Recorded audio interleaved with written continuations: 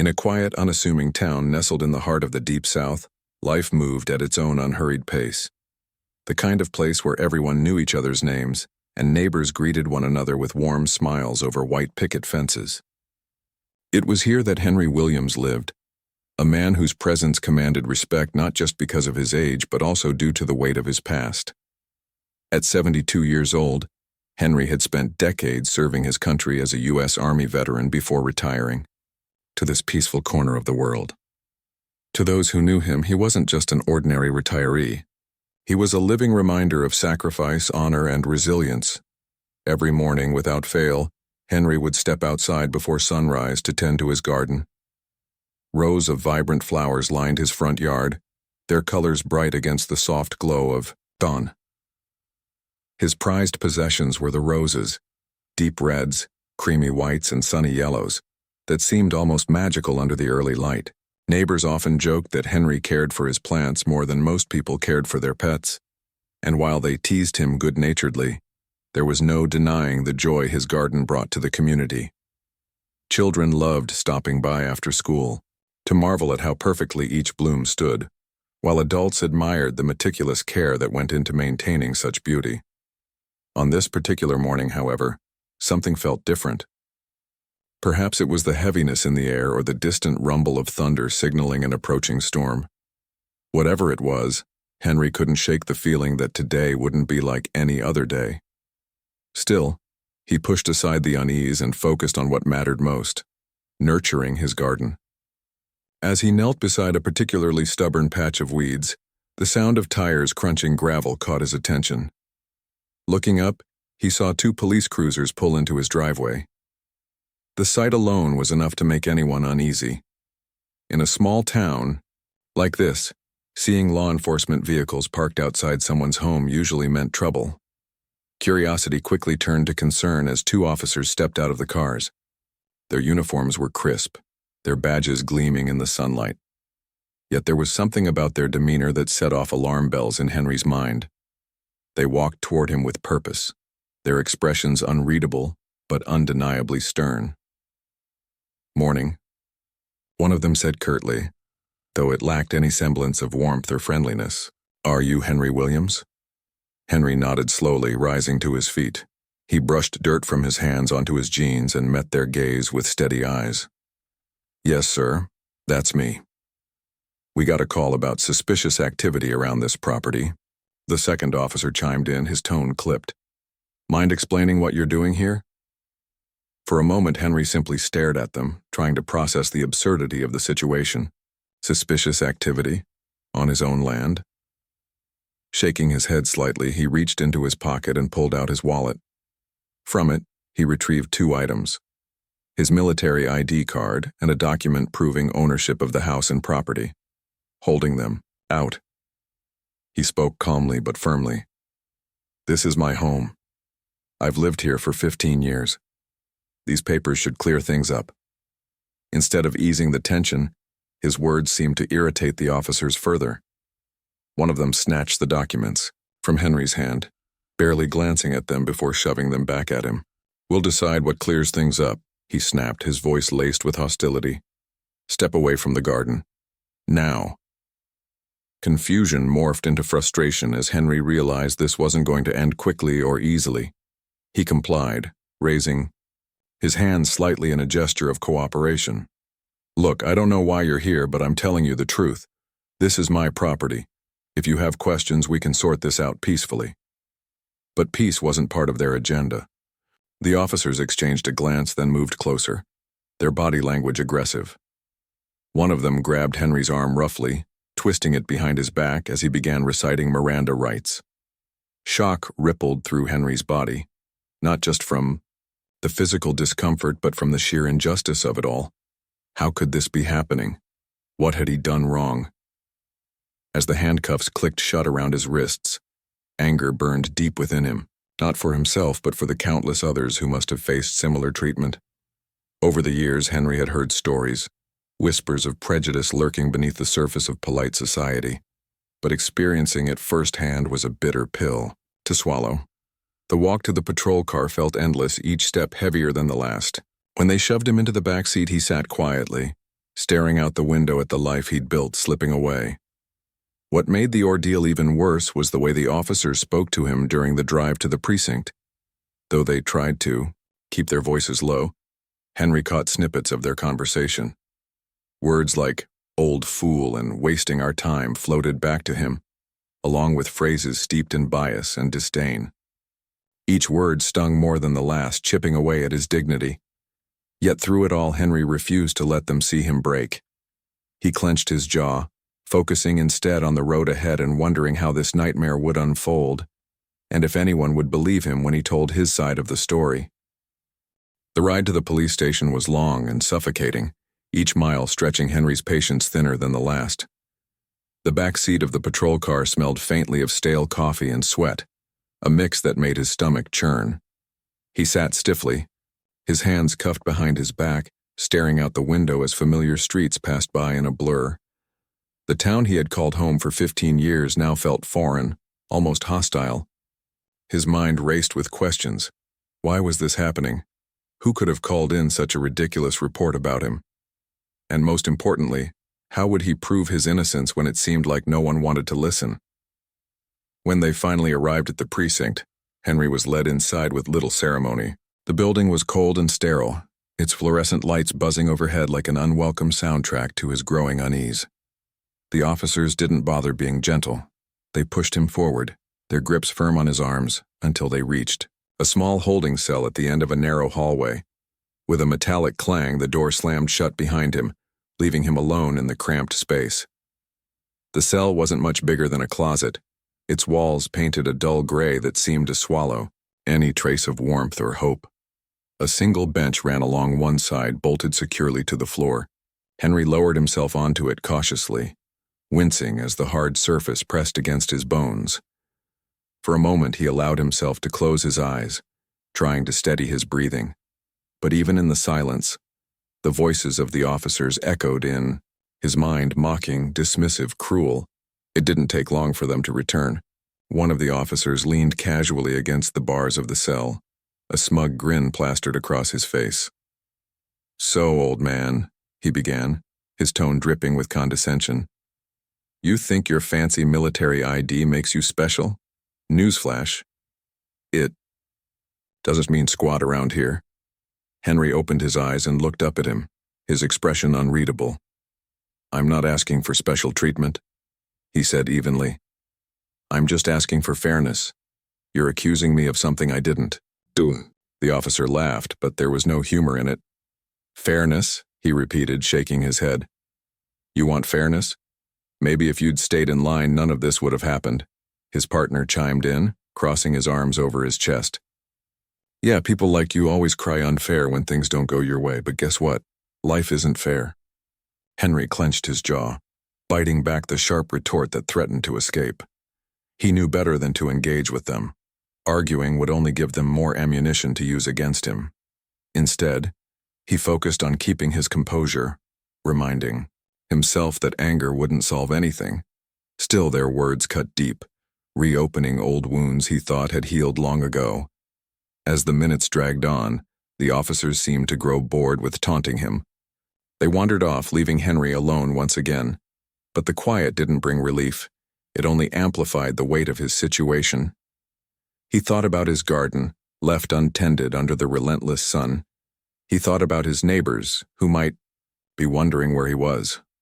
Most of all, he thought about the countless others who had faced similar injustices, their stories buried beneath layers of indifference and denial. Just as despair began to creep in, a flicker of movement caught his eye. Through the tiny window set high in the wall, he saw shadows shifting outside. At first, he dismissed it as another officer passing by, but then he heard the unmistakably authoritative sound of boots hitting the pavement. Moments later, the station erupted into chaos. Doors slammed open, and voices rang out, sharp, commanding, and impossible to ignore. Henry strained to see beyond the bars, his heart pounding in anticipation. What he saw next stunned him into silence. A group of men and women dressed in dark suits stormed into view, their badges glinting under the harsh lights. They moved with purpose, surrounding the desk where the officers had been sitting just moments earlier. One of them stepped forward, a woman with sharp features and an air of authority that demanded attention. She introduced herself as Special Agent Clara Hayes, her voice cutting through the tension like a knife. Without wasting time, she addressed the officers, her tone leaving no room for argument. "What is the meaning of this arrest?" she demanded, gesturing toward the holding cell. "This man is a cooperating witness in an ongoing federal investigation. Explain yourselves immediately." The officers exchanged panicked glances, clearly unprepared for this turn of events. One of them stammered, attempting to justify their actions. But his words fell flat under Agent Hayes' steely gaze. She ignored their feeble attempts at explanation and turned her attention to Henry. Her expression softened slightly as she approached the cell. "Mr. Williams," she said firmly, "we need to get you out of here right now." For the first time since his arrest, Henry felt a glimmer of hope. Relief washed over him as the cell door swung open, and he was finally free of the oppressive confines that had held him captive. Agent Hayes extended a hand to help him to his feet, her grip firm and reassuring. "We'll explain everything soon," she promised. "But for now, let's get you somewhere safe." As they escorted him out of the precinct, Henry couldn't help but glance back at the officers who now looked pale and shaken. Their earlier bravado had vanished, replaced by fear and uncertainty. It was a small victory, but one that gave Henry a sense of vindication. Whatever was happening, whatever role he played in this larger puzzle, he knew one thing for certain. Justice was closer than it had been just hours before. Outside, the world felt different. The air was fresher, the sky brighter, as if the storm, clouds that had loomed earlier, had finally begun to part. As Henry climbed into the back seat of an unmarked SUV, he allowed himself a brief moment of gratitude for the agents who had come to his rescue, for the strength he had found within himself, and for the possibility that maybe, just maybe, the truth would prevail after all. The ride away from the precinct was a blur for Henry, but it felt like stepping out of a nightmare and into daylight. The unmarked SUV sped through the quiet streets, its tinted windows shielding him from prying eyes. For the first time in hours, he felt a sense of safety, though his mind was still racing with questions. Who were these agents? Why had they shown up so suddenly? And what exactly did they mean when they said he was a cooperating witness? Special Agent Clara Hayes sat in the passenger seat, occasionally glancing back at Henry with an expression that was both professional and compassionate. She seemed to sense his confusion and broke the silence. "Mr. Williams," she began, her voice calm but firm, "I know this has been overwhelming for you. We'll explain everything once we get to a secure location. But for now, I want you to know that you're safe with us." Henry nodded slowly, his hands clasped tightly in his lap. "Thank you," he said quietly, his voice tinged with exhaustion. "But I have to admit I don't understand any of this. What am I a witness to?" Agent Hayes hesitated, as if weighing how much to reveal. Finally, she spoke. "You've been helping us gather information about corruption within certain law enforcement agencies. Some of your observations and recordings have already helped us make significant progress. But today's arrest wasn't random. It was retaliation." Henry's eyes widened in shock. "Retaliation?" he echoed. "But I never agreed to work with anyone. How could they even know about me?" Hayes exchanged a glance with the driver, a tall man with sharp features who introduced himself as Agent Ramirez. "That's part of what we need to figure out," Ramirez said, his tone measured. "Someone tipped them off, which means there's a leak somewhere. But let's focus on one thing at a time. First, we need to debrief you properly." They arrived at a nondescript building on the outskirts of town, a federal field office that looked more like a warehouse than a government facility. Inside, the atmosphere was tense but organized. Agents bustled about, their faces serious as they worked on computers or spoke in hushed tones over phones. Henry was led to a small conference room where a table was set up with folders, laptops, and cups of coffee. Despite the sterile environment, the agents made an effort to make him comfortable, offering him water and a chair. Once seated, Agent Hayes began explaining the situation in detail. "Over the past year," she said, leaning forward slightly, We've been investigating systemic corruption involving multiple police departments in this region. It's not just isolated incidents, it's a network of officers abusing their power, targeting specific communities, and covering it up. You've unknowingly been feeding us critical information. Henry frowned, shaking his head. Unknowingly? I don't follow. Hayes opened one of the folders and slid a document across the table. It contained transcripts of conversations Henry had recorded, conversations he hadn't realized were being monitored. We've had surveillance teams keeping tabs on key individuals, including some of the officers who arrested you today. During our investigation, we noticed patterns, names, locations, activities that matched details you mentioned in casual discussions with neighbors or during community meetings. Your insights, combined with other evidence, helped us piece together connections we might have missed otherwise. Ramirez chimed in, his voice steady. It's not uncommon for people to inadvertently provide valuable intel without realizing it. In your case, your reputation as a respected veteran gave you access to circles others couldn't penetrate. People trusted you, shared things with you, and you, in turn, shared those stories publicly, at least enough for us to pick up on them. Henry leaned back in his chair, overwhelmed by the revelation. He had always believed in speaking out against injustice, but he never imagined his words would carry such weight. Still, one question lingered in his mind. If I've been helping you without knowing it, why didn't you approach me directly? Why keep me in the dark? Hayes sighed, her expression softening. We wanted to protect you. If we'd brought you in officially, it would have put a target on your back. Unfortunately, someone must have figured out anyway. That's why you were targeted today, to send a message. The gravity of her words hit Henry like a punch to the gut. He thought about the officers' taunts, their dismissive attitudes, and the thinly veiled threats they had hurled at him. They weren't just acting out of prejudice, they were trying to intimidate him into silence. The realization filled him with anger, but also resolve. What happens now? He asked, his voice stronger this time. Hayes and Ramirez exchanged another glance before Hayes replied, Now, we move quickly.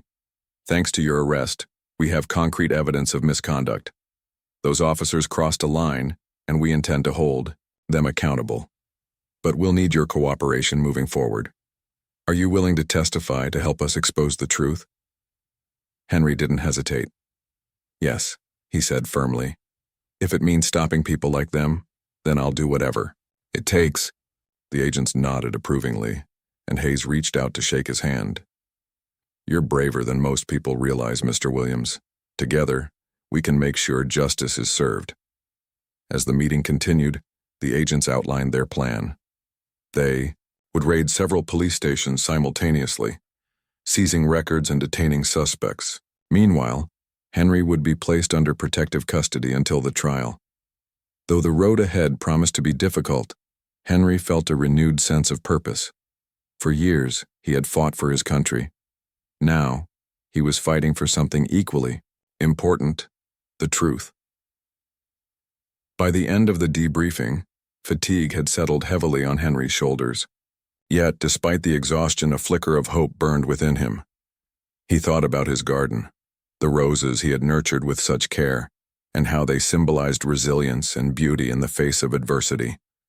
Just like those flowers, he refused to wilt under pressure. No matter what challenges lay ahead, he knew he wouldn't face them alone. The days following Henry's rescue from the precinct were a whirlwind of activity, both for him and the federal agents working tirelessly to dismantle the web of corruption. Under protective custody, Henry found himself in a modest safe house on the outskirts of the city, a quiet, unassuming place where he could rest and prepare for what lay ahead. Despite the comfort of his temporary home, his mind was far from at ease. Every morning he woke early, pacing the small living room as he replayed the events of the past few days in his head. He thought about the officers who had arrested him, their words still echoing in his memory. But more than anything, he thought about the people who had suffered because of the system they represented. Agent Clara Hayes visited him regularly, bringing updates and preparing him for the role he would play in the investigation. Each meeting began with her asking how he was holding up, though Henry always gave the same answer. I'm fine. What else could he say? The weight of everything, the injustice, the betrayal, the responsibility, was almost too much to bear, but he refused to let it break him. Instead, he channeled his emotions into determination. If sharing his story could help bring down those who abused their power, then he owed it to himself and to others to see it through. One afternoon, Hayes arrived with a thick folder in hand. Her expression was grim but resolute as she sat across from Henry at the kitchen table. "We've gathered enough evidence to move forward," she said, laying the folder open. Inside were photographs, documents, and transcripts detailing the extent of the corruption. It was worse than Henry had imagined. Officers weren't just targeting individuals based on race. They were extorting money, falsifying reports, and even planting evidence to justify arrests. Entire communities lived in fear, their trust in law enforcement shattered. "This is why we need you," Hayes continued, her voice steady but filled with urgency. "Your testimony will be crucial. You're not just a victim. You're a witness to decades of systemic abuse. Your credibility matters." Henry stared at the papers, his hands trembling slightly as he flipped through them.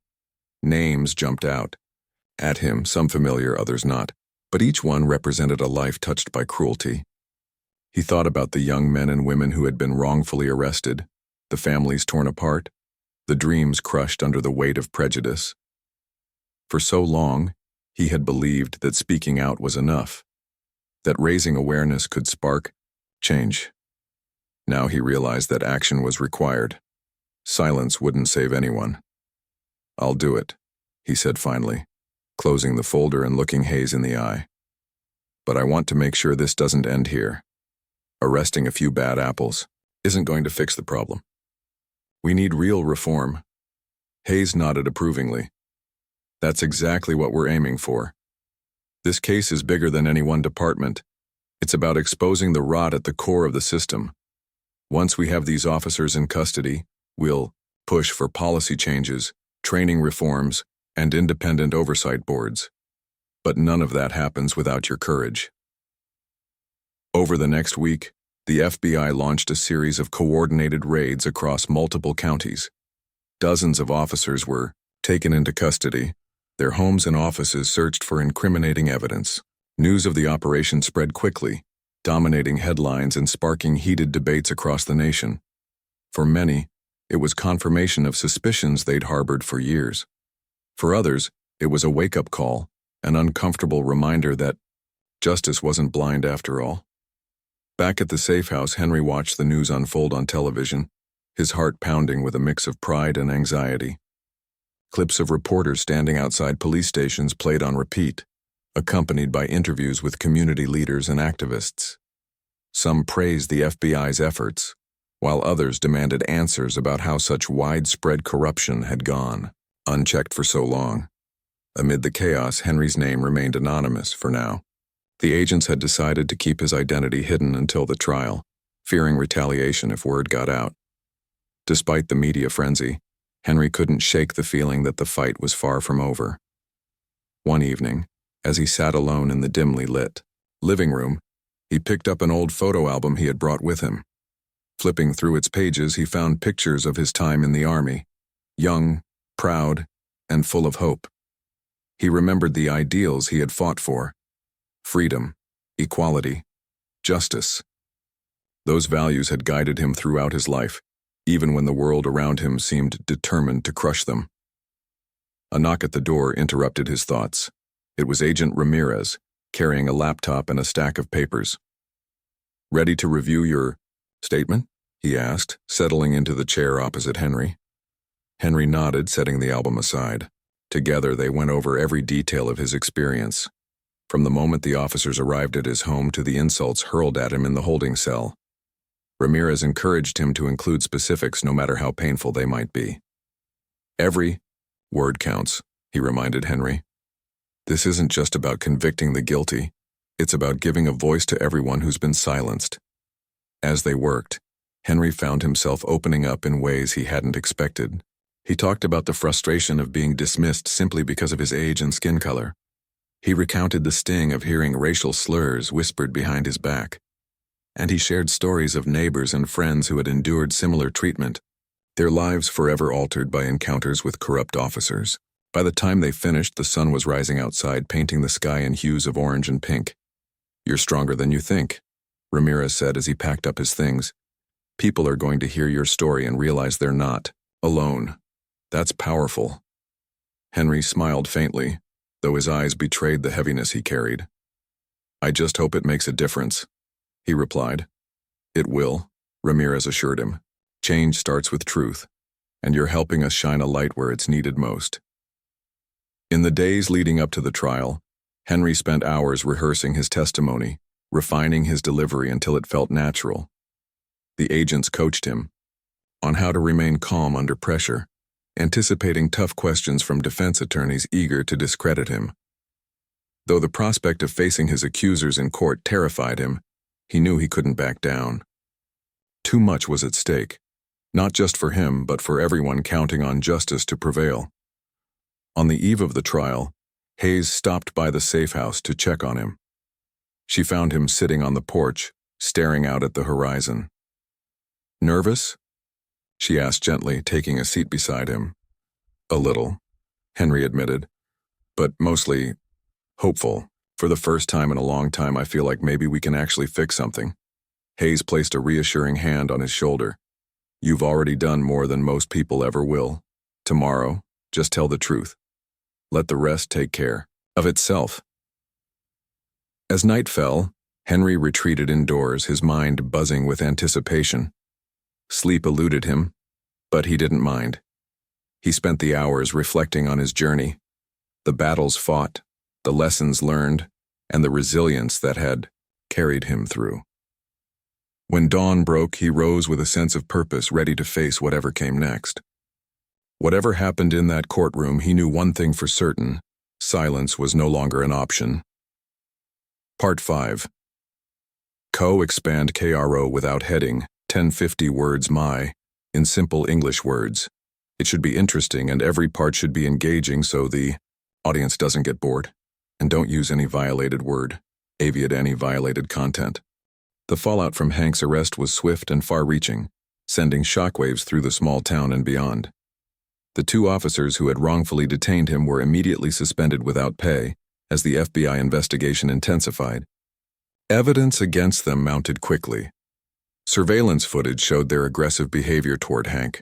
Witnesses came forward to testify about similar incidents they'd witnessed in the past, and internal documents revealed a pattern of discriminatory practices within the police department.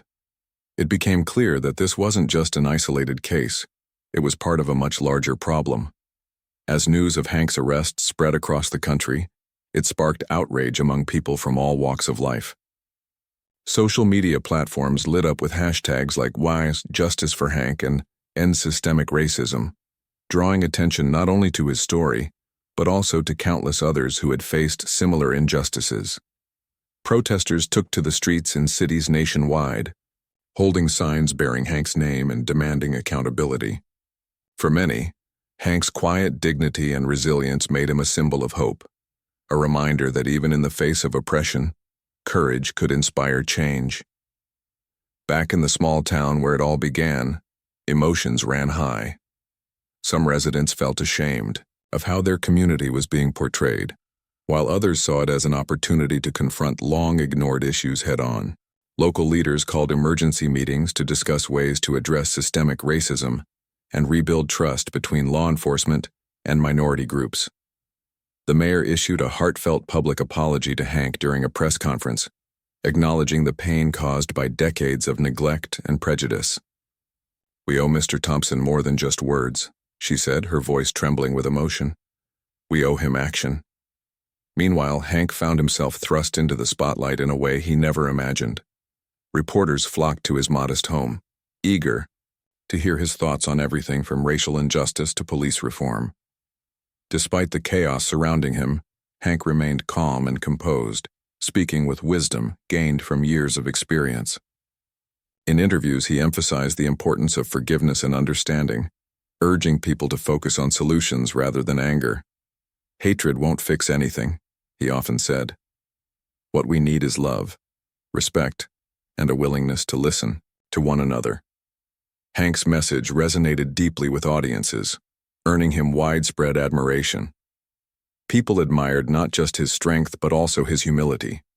He refused to let bitterness consume him, choosing instead to channel his energy into advocating for positive change. When asked if he harbored any resentment toward the officers who had mistreated him, Hank simply shook his head. "They're products of a broken system," he explained. "If we want things to improve, we have to start by fixing the root causes, not just punishing individuals." As weeks turned into months, the impact of Hank's case continued to grow. The FBI's investigation led to multiple arrests within the police department, including several high-ranking officials implicated in covering up misconduct. Internal Affairs launched a sweeping review of policies and procedures, vowing to implement reforms aimed at preventing future abuses of power. Training programs focused on cultural sensitivity and de-escalation techniques were introduced, and independent oversight committees were established to ensure transparency and accountability. In addition to these institutional changes, Hank's story inspired grassroots movements in communities across the nation. Activists organized workshops, rallies, and educational campaigns designed to raise awareness about racial inequality and promote dialogue between different groups.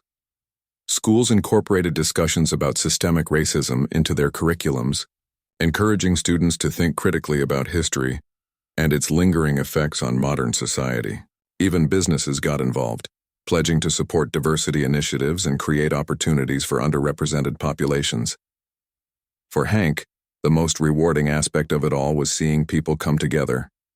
At first, he had been reluctant to embrace his newfound role as a public figure, fearing that he might say or do something wrong. But as time went on, he realized that his voice mattered, that sharing his experiences could help others understand the struggles faced by marginalized communities.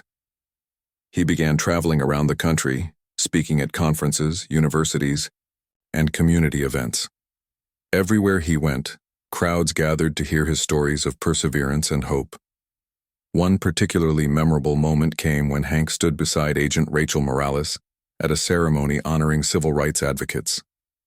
The event brought together activists, politicians, and everyday citizens united by a shared vision of equality. As Hank accepted an award recognizing his contributions to the fight against injustice, the audience erupted into applause.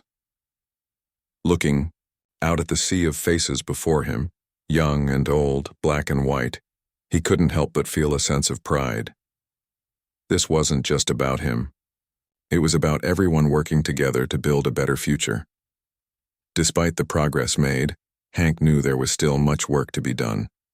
Racism and discrimination didn't disappear overnight, and neither did the deep-seated mistrust between law enforcement and minority communities. But he believed firmly that every step forward mattered, no matter how small. Change takes time, he often reminded those who sought his advice. It's not going to happen all at once, and it won't always be easy. But if we keep pushing, keep talking, and keep believing in each other, we'll get there. In the end, Hank's journey became more than just a personal victory. It was a testament to the power of resilience, compassion, and collective action. His arrest had started as a painful reminder of the challenges faced by so many, but it ultimately transformed into a catalyst for transformation. Through his courage and determination, Hank proved that even in the darkest moments, light could shine through.